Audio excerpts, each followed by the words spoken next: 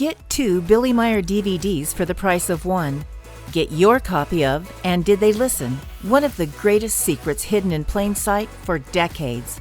And As the Time Fulfills, the most definite documentary on the Billy Meier UFO contacts.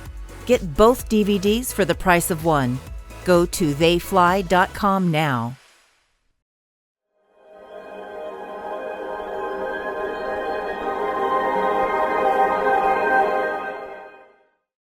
Hi, everybody.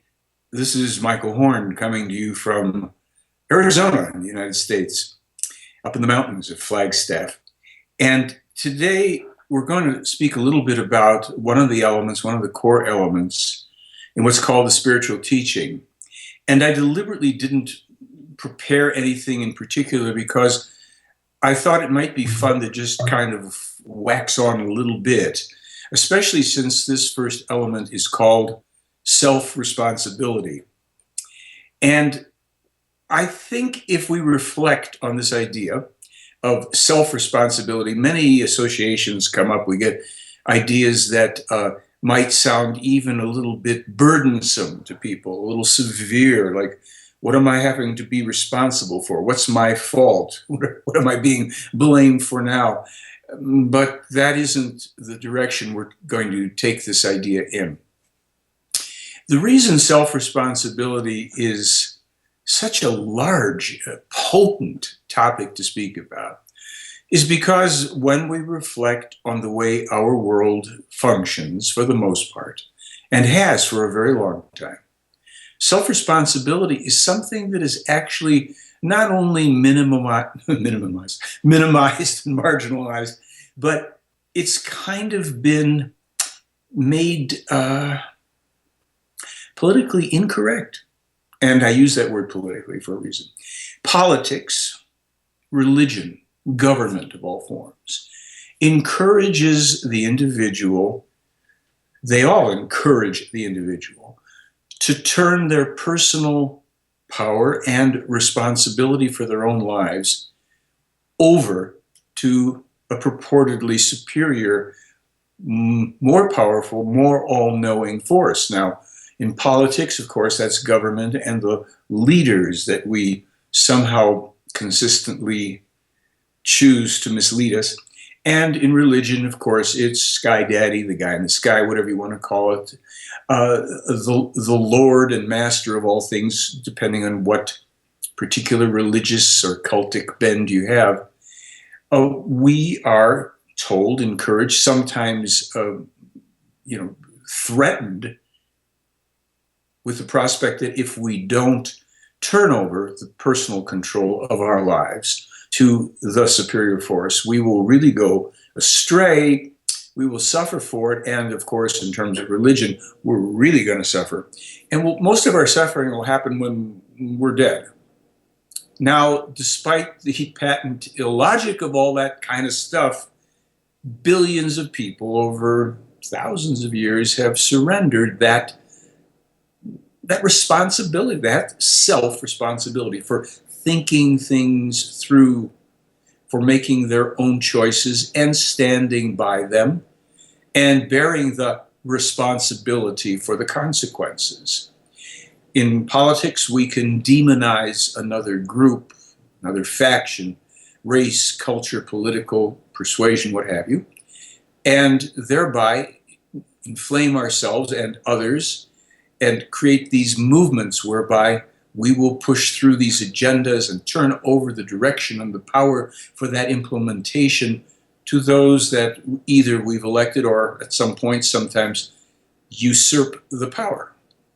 And the squares and stadiums become filled with people ready to cheer on and largely at times out of fear align themselves with that particular leader, movement, political persuasion, etc. In terms of religion, sometimes not much different. The squares, the town, it can be filled with people who've come to the fore, hoping and praying for forgiveness, miracles, blessings, all sorts of things that they, for some strange reason, think that another ordinary human being, maybe who's dressed up in a Halloween costume can somehow bestow upon them if they yammer in an archaic language and limp-wristedly make gestures towards the crowd, holding up various symbols. So we're still pretty primitive. We haven't collectively arrived at a place where we are a collective of individuals who do struggle to think through things ourselves. Further complicating this whole, let's say, evolutionary development for humanity is the now ubiquitous presence of these wonderful techno toys, such as the one that gives me the opportunity to convey my little message here. And of course, the ever-present handheld cell phone, iPhone, whatever you want to call it, that now takes the place of, well, not only pencil and paper, but human interaction. We resort, I don't have to lecture you, you know what you do with these things, and you know how consistent and constant people are in terms of turning over their attention to the devices, to having to be in touch with each other, presumably through these cryptic little texts are going back and forth, etc. It's not a real big judgment, it's simply an observation. We spend less and less time in any kind of self-reflection, coming to determine for ourselves what's truly important in our own lives and how we have created our own lives up to this point, how we are going to proceed to create our lives, what we prefer and what we're willing to stand for, what we're willing to come forward with and for, with our own sometimes singular voice, to declare our position, to own the fruits of our own cognitions, struggling with inner values, struggling with the opposition of opinion, etc., etc. So to be responsible for ourselves, and in the Billy Meier material, in the spiritual teaching, as I said at the beginning, one of the core premises is that we are completely responsible for our own lives. That doesn't mean that other things and other people and situations do not have an influence and impact, sometimes can even have a large positive or negative impact on what we do, how we think, what we feel, how we carry forth with our actions. But still, even up to the most dire of uncontrollable actions or consequences coming to us from other people and places in the world, we still bear that responsibility for how we are going to perceive, receive, think about, feel, create thoughts that lead to actions about. In other words, how we are going to respond in life. And not just as a responder to cause, but as cause itself. How we decide to live, how we decide to create the thoughts, the feelings, the actions, what we choose to accept and not within us. Since we are also taught, this is a teaching, not a belief system, that if we observe and control our thinking 24/7, good luck with that, but as much as we can each and every day, we are then seeing moment by moment how we are literally creating this path, this thing that is our life. If we turn our power, our full attention, the control over our lives, to the so-called leaders, to belief systems, whether they're political or religious, what have you, we become easily manipulated. Actually, technology scoops all of that up, and while it is neutral in and of itself, the way it is used, if you have any doubt that you're not being manipulated all the time, especially when you're on your devices, when you're partaking of the influence that comes through this media, then you're kidding yourself. If you want to know the difference, you put aside all your technology for hours at a time, for a few days, a week, try it, and then see what happens inside your head. See what you feel you are compelled to do. Are you discovering that you're addicted to outside influence, that you're addicted to a certain connectivity, which is oftentimes really pretty false.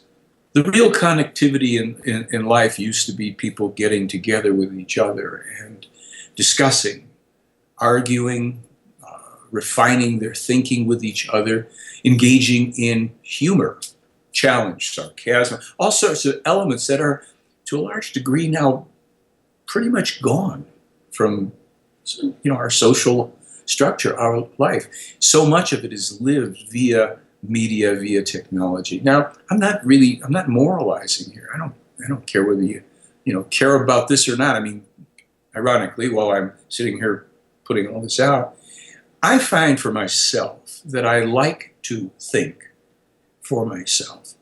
With the Meier case, and many people only know it as a UFO case, and then they have it's got to be a hoax, or maybe it's real. The core of this case is the spiritual teaching. It's not the UFOs, it's not the extraterrestrials. It's not even really all that spectacular, unparalleled, prophetically accurate information Meier has published since he was 14 years old. And at this point, we're going back like 65 years. That stuff has been, coming into the awareness of more and more people who are now saying, well, how is it possible that this man could really, know all this even as a young boy and be so accurate? Okay, now you've moved past the eye candy of the UFOs, and you're going to, well, here's this body of information that somehow demonstrates that somebody or some bodies, Meier and his contact people, have access to information about events that hadn't occurred yet. Now, it's not mystical. It's not magical. It's really quite logical. It's based on the laws of cause and effect and understanding how things work throughout the universe. Cause and effect is that immutable law. Everything has an equal and opposite reaction. An action, which is a reaction to the initial action. The funny part about it is that we don't, for the most part, understand that. Politics and religion want to tell us that we can be absolved of the consequences of our actions, individually, in groups, even as nations. In America, the politicians come forward, they're going to fix everything, make America great again, whatever it is. They're going to make all the unpleasantness go away without themselves understanding that these are fruits dropping from trees, the seeds of which were planted long, long ago by us, by our forefathers, what have you. And now the fruits fall and we get to reap, to eat those fruits if they're not too sour and too indigestible, if they don't come raining down on our heads, pummeling us from branches above. If we're responsible people, we know that we're going to have to deal. There's that old saying, sins of the fathers are vested on the children. Well, many things were put in motion in your land and mine by people who preceded us. Nonetheless, if they were irresponsible in their creation, if they weren't self-responsible, they have bequeathed to us things that we're going to have a great deal of difficulty dealing with. Politics wants us to forget about it. Let's elect somebody who will tell us now that they can solve those problems that were created by politicians, and they will then proceed to mess things up further. You can bet on it.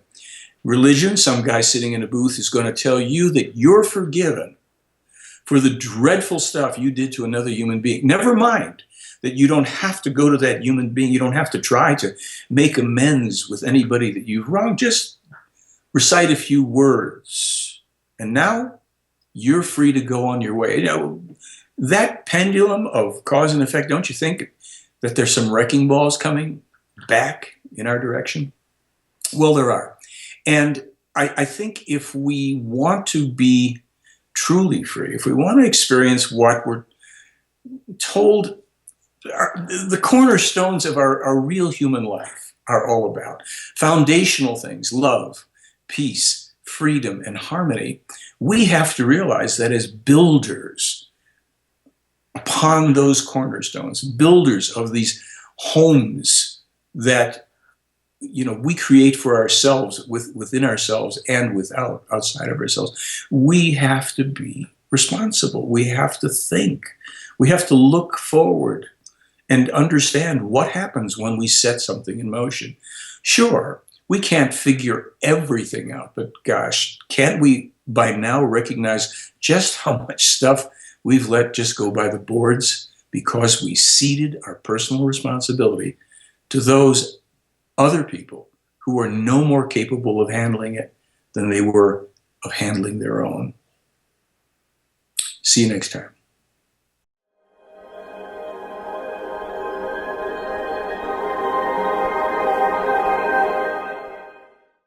Get 2 Billy Meier DVDs for the price of 1. Get your copy of And Did They Listen? One of the greatest secrets hidden in plain sight for decades. And As the Time Fulfills, the most definite documentary on the Billy Meier UFO contacts. Get both DVDs for the price of 1. Go to theyfly.com now.